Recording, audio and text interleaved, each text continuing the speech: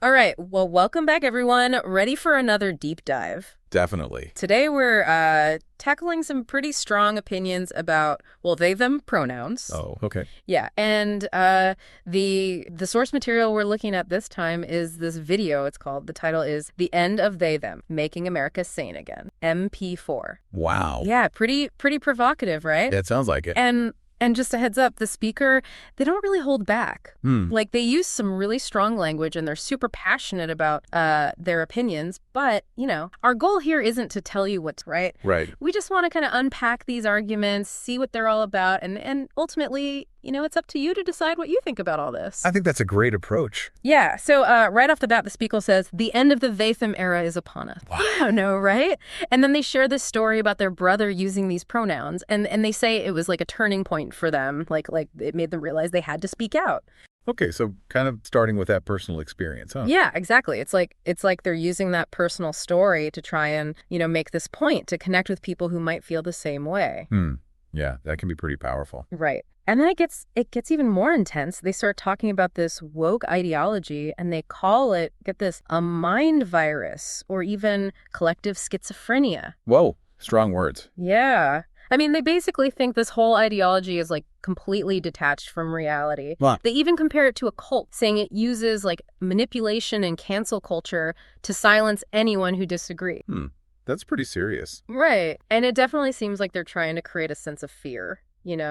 Like this is something dangerous and we need to be afraid of it. I see what you mean. And that fear is a recurring theme throughout the whole video. They even compare the current social climate to 1930s Germany. Oh, well. Yeah, it's pretty heavy stuff. They're basically saying that the fear of speaking out against they/them pronouns is kind of similar to the fear that allowed, the Nazis to rise to power. That's a pretty bold comparison. It is. And, I think it raises a lot of questions about, freedom of speech and what happens when people are afraid to say what they think. Yeah, definitely. That's something to consider. What do you think about that as a listener? Do you see any similarities there? It's definitely something to think about. But before we, go too deep into that, let's talk about this other idea the speaker brings up, the silent majority. Okay. Yeah, so they think that, most people actually disagree with using they/them pronouns, but they're just too afraid to say so.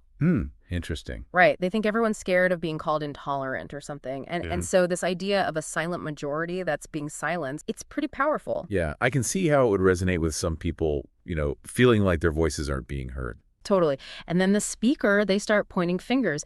They blame what they call the elite and intellectual classes for pushing all these woke ideas, Okay, so they're saying it's the academics, the Hollywood types. Exactly. They basically think these people are totally out of touch with reality. Huh. And so who do they think is being hurt by these ideas then? Well, they specifically call out people who advocate for socialism or communism, but then live in capitalist societies. So they're saying it's hypocritical to critique a system if you're benefiting from it? Yeah, pretty much. They're saying if you really believe in something, you should be willing to live under it. That's a pretty common argument, I Yeah. guess. But is it really that simple? Can you critique something from the inside? That's a good question. And it's something for you, the listener, to think about as we keep going, right? Because it's easy to get caught up in the rhetoric, but we got to remember to think critically about these claims. Do you think there's a disconnect between, the elites and everyone else? And if so, what does that mean for us? Lots to unpack there for sure. Yeah, definitely. Yeah. So we were just talking about how the speaker kind of blames these elite voices for, pushing these ideas, but then they shift gears and start talking about what people should do about it. Right. They kind of move into this call to action, urging people to actually speak up, become vocal opponents of these ideologies that they see as harmful. Yeah, and they get really, really passionate about it, connecting it all back to, personal responsibility and family values and even standing up for truth. Yeah, that's a pretty powerful way to frame it, appealing to those core values that a lot of people hold dear. Right, and it really feels like they're trying to rally people, especially those who feel like their voices aren't being heard. It's like they're saying, hey, you're not alone, and it's time to fight back. It's interesting how they connect it back to their own experience, too.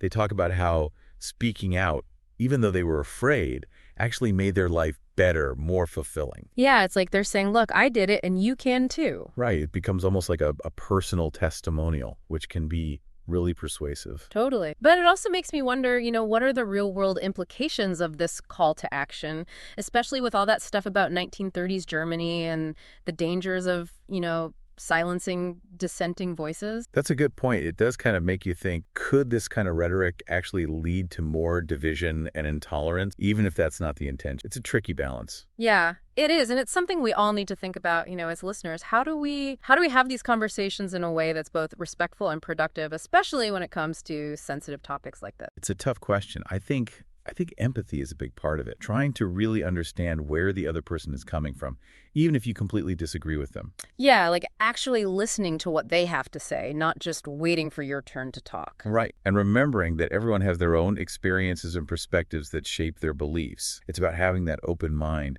and being willing to consider different viewpoints. So going back to the speaker's argument about they them pronouns, what would you say to someone who's, struggling with this, maybe feeling confused or even threatened by all these changes in how we talk about? Well, I think education is, read articles, listen to podcasts, talk to people who have different perspectives than your own. The more you understand about gender identity, the better equipped you'll be to engage in these conversations in a thoughtful way. That's good advice. It's about approaching it with curiosity and not fear, right? Like wanting to learn and understand, not just judge. Exactly. And it's important to remember that language changes all the time. What sounds weird or unfamiliar to us now might be totally normal in a few years. Think about how many words we use today that people 100 years ago wouldn't even understand. Oh, yeah, totally. Like a selfie or meme or influencer. Exactly. Language reflects society. And as society changes, so does our language. Right. So maybe it's not about resisting change, but more about trying to understand it and adapt to it. I think that's a really good point. And even though the speaker has such a strong stance against they them pronouns, they also talk a lot about personal transformation, right? Like finding your own voice and standing up for what you believe in, even if it's hard. Yeah, you're right. There's this emphasis on being true to yourself and embracing the challenges that come with growth. So even though there are disagreements, it seems like there's some common ground too. Both the speaker and those who support using they them pronouns, they all want people to feel seen and respected, right? That's a really good observation. And I think it's an important thing to remember as we navigate these complex and often sensitive topics. Well, we've really dug deep into this video, haven't we? I mean, we've talked about the speaker's arguments against they them pronouns, but also like bigger issues like freedom of speech and how society is changing. It's been a lot to process, that's for sure. We've analyzed their rhetoric, those comparisons they made, and even how they try to get people to take action. Hopefully you found it as interesting as we have. Me too. And I really appreciate how we've managed to, to talk about all this without shying away from the different perspectives out there. What are some key takeaways you think our listeners should remember from all? I think the biggest one is the importance of understanding different perspectives. Even though the speaker's views might not be popular, they are coming from a place of, genuine concern about the way things are going. Yeah.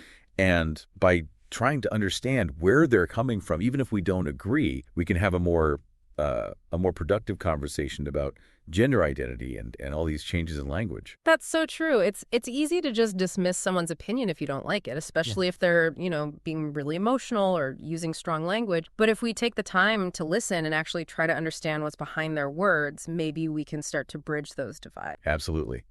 And remember, the speaker started out feeling like they couldn't speak up, but then they found their voice and became an advocate. So regardless of how you feel about they, them pronouns or any other issue, it's empowering to be able to articulate your beliefs and participate in these conversations, even when they're tough. Totally. Speaking up can be like a really powerful thing, both for you personally and for society as a whole. But, when we're having these conversations about sensitive topics, how do we make sure we're being respectful of other people's views while still expressing our own? I think it all comes down to empathy and just being willing to have a respectful dialogue. We have to remember that there's a person behind every argument, even if we disagree with them. Yeah. It's about listening, really listening, and trying to understand their point of view instead of just waiting to give your own opinion. Yeah, and choosing our words carefully.